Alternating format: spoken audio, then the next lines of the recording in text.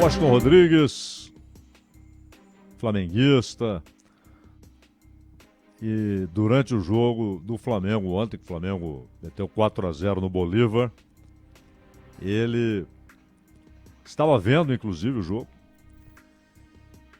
e perdeu a vida, faleceu durante o jogo do seu clube de coração, o Flamengo.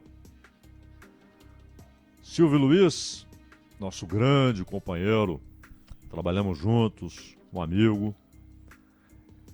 E o Silvio, assim como o Washington, assim como Antero Greco, o Silvio era conhecido de Roraima ao Rio Grande do Sul, do Rio Grande do Norte ao Acre, de Rondônia ao Maranhão. O Brasil inteiro conhecia Silvio Luiz, Washington Rodrigues e Antero Greco. Antero, o mais novo deles, completaria 70 anos. E uma pessoa formidável, né? Mas, acima de tudo, é preciso relatar a importância dos três na história da crônica de esportes e na história do esporte no Brasil. Particularmente o futebol, porque os três eram muito mais envolvidos com o futebol. O Silvio Luiz, ele fez uma revolução. E interessante que é uma revolução rara, porque quem tentou ser epígono dessa revolução não conseguiu. Era uma coisa única, muito particular, um modo de narrar que dependia principalmente do temperamento, das ideias, da ousadia, da capacidade de surpreender que o Silvio tinha. Então, o narrador de rádio, por exemplo, que tem uma tarefa terrivelmente difícil, narrar futebol no rádio é dificílimo, porque a maioria das pessoas não está vendo o jogo, daquelas que estão ouvindo. A maioria só está ouvindo. Alguns estão ouvindo e vendo, ou no estádio. Isso é antigo, né? Todo mundo se lembra do antigo radinho na orelha ali. Ou em casa. Tira o som da TV porque gosta de acompanhar pelo rádio. Mas a maioria não está vendo. E cabe ao narrador no rádio dizer tudo o que está acontecendo de relevante, narrar, enfim, o que está acontecendo, e numa velocidade, no mínimo, igual à do jogo, mas geralmente com mais rapidez do que o desenvolvimento do jogo. O jogo muitas vezes está morno, está lento, e o narrador de rádio não pode acompanhar aquilo. Ele sempre coloca uma velocidade a mais. E aí há os gênios, né? Que conseguem mudar o tom. E aí a pessoa que não está vendo, está ouvindo, ela se aproxima do rádio conforme o tom do narrador. Opa, jogada perigosa. Não é aquele que é linear, né? Um mero arremesso manual, ele está gritando. Não. O grande narrador não faz isso. Mas na televisão, que não é tão difícil quanto no rádio, mas é óbvio que tem uma técnica especial. Nosso amigo Oliveira Andrade contou que o Boni disse o seguinte para os narradores lá da TV Globo, né, na época do Boni. Vocês não têm de ficar dizendo para a pessoa que está acontecendo aquilo que ela está vendo que está acontecendo. Ela sabe que houve um cruzamento, ela sabe que a bola saiu. Ela sabe que o jogador recuou. O importante é dizer quem fez cada uma dessas ações. Quem recuou, quem cruzou, quem cabeceou, quem cortou. O nome do jogador, é isso que o telespectador quer saber. Porque o resto ele está vendo. Só que isso não pode cair na monotonia, naquela narração monótona, quase automática. Fulano, Beltrano, não pode. E aí entram Luciano do Vale, Galvão Bueno, que conseguiam transformar a transmissão em algo sem essas redundâncias, mas com muita emoção. Tanto que na Bandeirantes foi criado até o jogador chutava a bola, ela passava por sobre o gol, né? Em vez de dizer para fora, porque o telespectador está vendo que foi para fora. A não ser uma bola que bate na rede pelo lado de fora, você explica, não foi gol. Tal. Mas aquela bola que passa lá em cima, todo mundo viu. Em vez de dizer fora, dizia Bandeirantes, o canal do esporte. Já era até a chamada para a entrada ali de um parceiro da transmissão. O Silvio Luiz, ele, mais do que isso, ele fazia um espetáculo, mas não havia nada de forçado, de programado. Ninguém o orientou a fazer isso. Aquilo era o Silvio Luiz. E hoje, e sempre houve, bordões muito fracos, né? Ele não, até porque os bordões dele tinham a ver com o momento do jogo. Pelas barbas do profeta, é algo que o torcedor diz. Aquele oh! É algo que o torcedor está dizendo em casa. Não é? Ou então o sujeito dava uma furada e em vez de dizer que o sujeito furou, que todo mundo viu, ele dava uma gargalhada. Então, o Silvio fez uma transformação. Trabalhou na Rádio Bandeirantes na década de 60. Trabalhou na TV Record, na TV Bandeirantes tantas e tantas vezes. Parceria com Luciano do Vale. Futebol italiano, aliás, com Antero Greco também. Antero comentava jogos do campeonato italiano na Bandeirantes. Já vamos falar sobre Antero. Então, o Silvio... E trabalhamos juntos aqui na Rádio Bandeirantes. Interessante que eu e o Silvio Luiz tínhamos opiniões sobre política, por exemplo, muito diferentes. Em muitos casos, opostas. Mas não falávamos disso. Né? Aliás, eu nem sabia, quando trabalhávamos juntos, quais eram as opiniões dele, soube depois.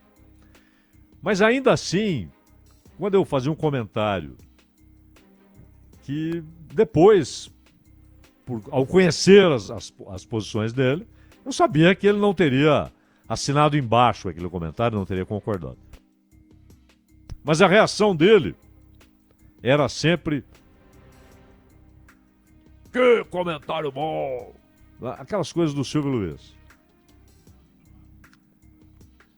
E sem falsidade, sem confete. Ele só dizia isso quando era genuíno, era o que ele sentia. Né? Silvio Luiz foi candidato à presidência da Federação Paulista de Futebol. A chapa era ele e Flávio Prado. E eu li até hoje, o Silvio só teve 4 votos. Não, ele incrivelmente teve 4 votos. Ele não estava lá para ganhar, imagina. Ele estava lá para confrontar o poder estabelecido na federação. Para confrontar, para expor. Tanto que foi de cartola, ele e o Flávio Prado com cartolas, né? Numa analogia óbvia, a cartolagem. E era assim o tempo todo, era assim na vida, né? Era assim na vida, espontâneo e não era moldável, não era domesticável. Essa era a grande qualidade do Silvio. Ele não era domesticável. Ele era ele, fazia o seu trabalho de maneira brilhante, influenciou muita gente, mas ninguém, claro, reproduz o que ele fazia. Mas há muitas influências espalhadas, às vezes nem notadas. Outro dia o Adnei Ribeiro narrou um jogo e usou um bordão do Silvio e disse, do Silvio Luiz e tal. E o Silvio mandou uma mensagem agradecendo por ele ter citado que era dele, porque ele falou que muita gente usa bordões dele e não cita. Não diz qual é a fonte. Então, o Silvio é uma figura ímpar. Ímpar.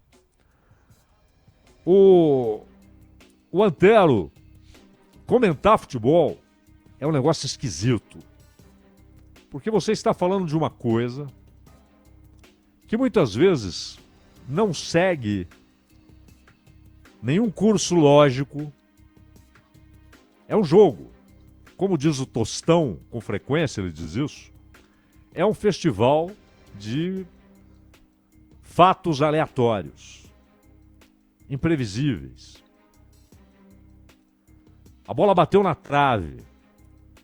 3 centímetros mais à direita, ela entraria no gol. Ela bateria na trave, mas entraria. Onde ela bateu, é a lei da física. Ela bateu e foi em outra direção. E aquele lance pode ter decidido a Copa do Mundo. E aqueles centímetros definem se aquele jogador vai para a história como vencedor ou perdedor. Essas bobagens, né? De quem tenta resumir carreiras a uma Copa do Mundo. A bola do Rensenbrink na trave da Argentina no final dos 90 minutos, 1-1, teria dado o título à Holanda. Bateu na trave, não entrou, foi para a prorrogação, a Argentina campeã. A lei da física, a bola foi onde mandaram. Mas é ali, isso é uma questão de, se ele bate na bola alguns centímetros para cá, ela entra. Às vezes o vento, às vezes o gramado. Então, você comenta uma coisa que não tem um curso lógico, não sabe o que vai acontecer, você tem a retrospectiva, o que já aconteceu, e claro, as comparações. Esse time aqui é tecnicamente melhor, então ele é favorito, etc. Esse time está em uma fase, essas coisas já aconteceu. O que vai acontecer naquela 1h30, 1h40. E você faz esses comentários para um público que tem absoluta certeza que também sabe tanto quanto ou mais do que você. E aí muita gente, até para criar uma divisão, cria o linguajar do paralelepípedo. Então tenta dar a conversa sobre futebol um tom pretensamente científico, um tecnicismo só para iniciados. Como que para se separar do público que sim, conhece futebol, joga futebol. Às vezes o cara joga futebol há 30 anos, vê futebol há 40 anos. Conhece futebol, não é física nuclear. Não é uma ciência que meia dúzia domina. É um jogo e é de conhecimento popular, ainda bem, graças a Deus. Cheio de subjetividades e surpresas, como diz o Tostão, de fatos aleatórios. Né? E há muito essa tendência, inclusive de treinadores, né? De tentar estabelecer uma respeitabilidade construída em cima de vocabulário que na verdade é um vocabulário chato, tecnicista, e que não diz muita coisa. Você está falando para pessoas que conversam de futebol todos os dias. No boteco, na padaria, no mercado, na roça, no gabinete do banco, no elevador. É um assunto popularíssimo, talvez de uma popularidade inigualável no Brasil. E ninguém conversa sobre futebol naqueles termos.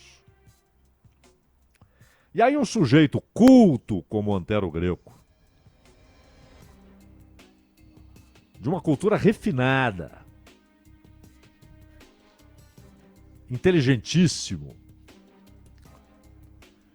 uma educação da qual ele nunca conseguia escapar, né? Ele era invariavelmente muito educado. O Antero conseguia usar o seu excelente vocabulário, rico vocabulário, a sua base de conhecimento das coisas, de cinema, de literatura, para falar de algo tão popular, mas sempre, invariavelmente, era compreensível. O que ele dizia, todo mundo entendia e conhecia futebol.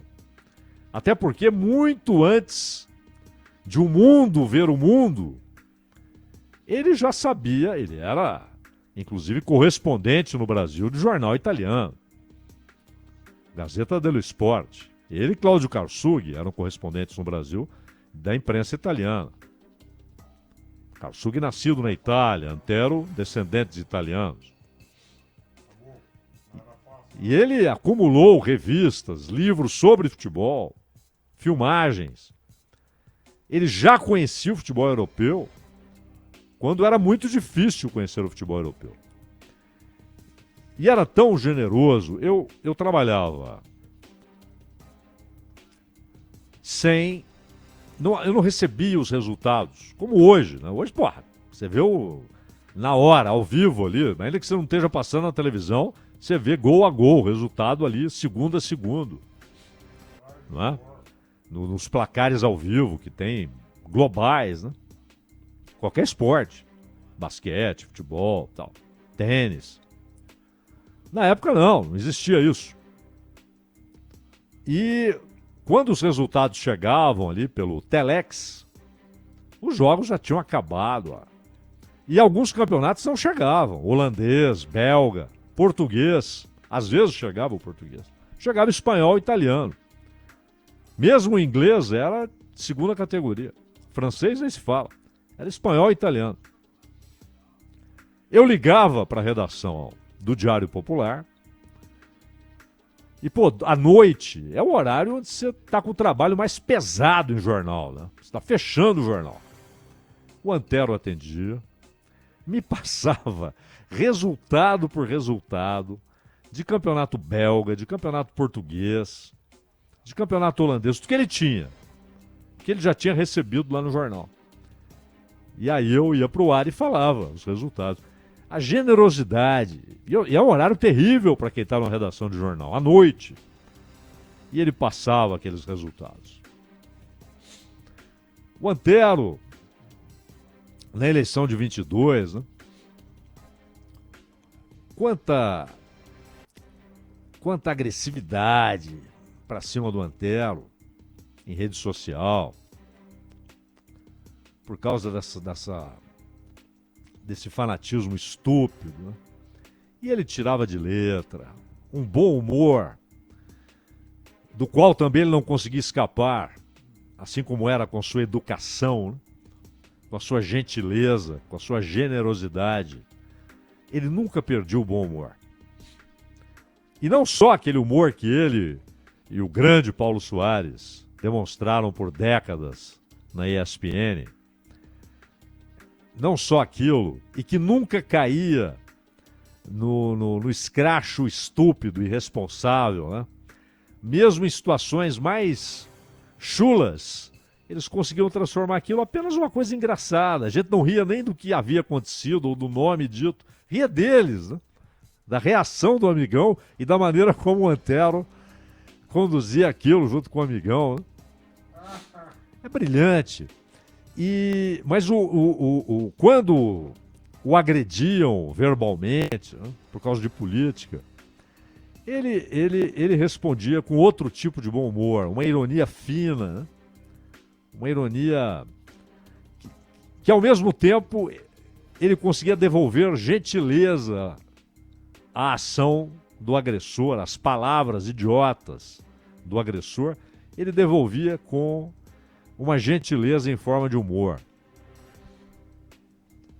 Formidável, Antero Greco.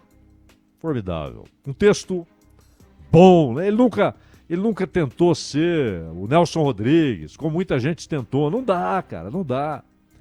Não, Nelson Rodrigues era Nelson Rodrigues.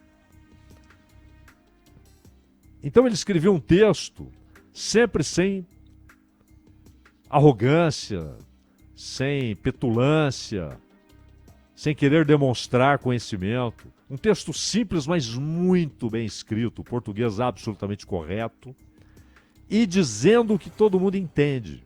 E na televisão e no rádio ele deitava e rolava. Conversamos com ele certa vez no Caminho do Sol, falamos acho que mais de uma hora sobre futebol italiano, né? Grande figura, Antero, e um amigo. Aí que você vê o amigo, né? Você ligar pro cara na hora mais pesada do trabalho dele e ele ter tempo de te passar resultado de cada jogo do campeonato holandês, do campeonato português. E o Washington Rodrigues, ainda na linha dos comentaristas, né? O Washington, claro, de outra geração, da geração do Silvio, né? O Silvio, daqui acho que a 2 meses, mais ou menos, faria 90 anos. O Apolinho estava com 87, se não me engano. Portanto, mais velhos que o Antero, né? De uma geração anterior. E o Apolinho foi repórter. O Apolinho... Outro dia, eu liguei o rádio e ele estava com a voz fraca. E ele contou que passou a noite no hospital. Estava até 3, 4 da tarde sem comer nada desde o dia anterior. E aí ele comeu alguma coisa e foi apresentar o programa. E brilhante, a voz fraca. Você via que ele estava muito fraco. E apresentando com a sensatez de sempre, né? E o importante, a linguagem. Sempre compreensível. Flamenguista. Um dia, uma crise no Flamengo. Kleber Leite liga para ele, preciso jantar com você e tal. E ele falou, já sei, né? Vai me perguntar que nome eu indico para ser técnico. E ele falou que foi pro jantar com o nome na cabeça, Tele Santana. Tem de ser esse cara. Tem de ser um cara que chega pra... E o Tele, inclusive, já estava doente, né? Mas ainda havia essa dúvida. E chegaram, e 3 da manhã, o Kleber Leite falou, vira esse prato aí. É um prato vazio que estava à mesa. Ele vira o prato, está lá o nome, Washington Rodrigues. O que é isso? Eu quero você para ser técnico. Não ficou lá muito tempo, treinou Romário, Edmundo. Aliás, é um acontecimento que diz o que era o Apolinho como comentarista. Ele como treinador. Um dia acabou o treino, o Romário passou mal durante o treino. Passou mal, teve de sair do treino. E aí acabou o treino sem o Romário. Na época era coletivo, né, que você dava ali. Era o treino coletivo. E o repórter Apolinho, que era o apelido dele. Esse apelido porque ele esteve nos primórdios da utilização de microfones sem fio. E esses microfones eram usados, o pessoal via na televisão, na Apollo. E o Valdir Amaral dizia lá, vai o Washington Rodrigues com o seu Apolinho, né? Que era o microfone. E o pessoal da Geral, que ficava pertinho do repórter ali, começou a chamar ele de Apolinho, ô Apolinho e tal. E aí o pessoal da imprensa, inclusive da rádio, tocou o barco, né? Virou Apolinho, por isso ele tinha esse apelido. Mas ele no Flamengo, Apolinho, e seu time, Apolinho? E o time dele tinha o Romário, né? Tinha passado mal no treino. Ele falou, meu time é um time simples, é um feijão com arroz. E tem um ovinho frito, mas hoje o ovo frito passou mal. Apolinho. Essas eram as tiradas dele. E no começo o Romário estava meio assim, e aí numa coletiva ele vira pro Romário e fala assim, Romário, você tem alguma coisa contra mim? Se você tiver, vamos quebrar o pau aqui agora. Se não, vamos ser amigos, pô. E o Romário deu risada e desde aquele dia o Romário passou a confiar nele. Mesmo depois que ele saiu. E ele tinha aquelas coisas bem cariocas, né? Esse 3-4-3 pra mim é linha de ônibus, né? Quando os caras vão falar de esquema tático e tal. Mas ele conhecia muito o futebol. Só que usava um linguajar mais simples, né? Como hoje o Gerson usa, o Dé usa, que trabalhava com o Apolinho lá. O Apolinho teve um professor, ele era repórter. E ele teve como professor, jornada após jornada, dia após dia, nos programas de esporte, nos jogos. Eu não vou dizer o melhor, porque isso é subjetivo, mas o mais importante comentarista esportivo do Brasil, João Saldanha. Único. Saldanha foi único. E o Apolinho aprendeu muito com o Saldanha. Outro dia até eu falava com o Francisco, um dos meus filhos, né? Um exemplo do que era o Saldanha comentando. Brasil e Iugoslávia, o Zico arrebenta com o jogo. Aquele jogo que o Luciano do Vale fez uma narração extraordinária, né? A respeito do Zico. E o Zico acabou com o jogo. E aí veio a informação, comentário curto, porque tinha que entrar, ou pronunciamento, ou voz do Brasil, alguma coisa obrigatória tinha de entrar. E avisaram o Jorge Cury ali no ponto, ó, fala pro Saldanha um comentário bem curto. Ele falou, fora do ar, e aí na hora mandou o comentário de João Saldanha. E ele tinha pouquíssimo tempo, e nem precisava de muito, né? Aí ele virou e falou, ó, o Brasil ganhou porque o Zico chama Zico. Se ele se chamasse Zikovic, teria ganhado a Iugoslávia. E acabou o comentário. Ele resumiu o jogo. Ganhou porque o Zico chama Zico. Se o nome dele fosse Zikovic, a Iugoslávia teria ganhado o jogo. Não teve qualquer observação a respeito de maneira de jogar e tal. Ele apontou o responsável pela vitória.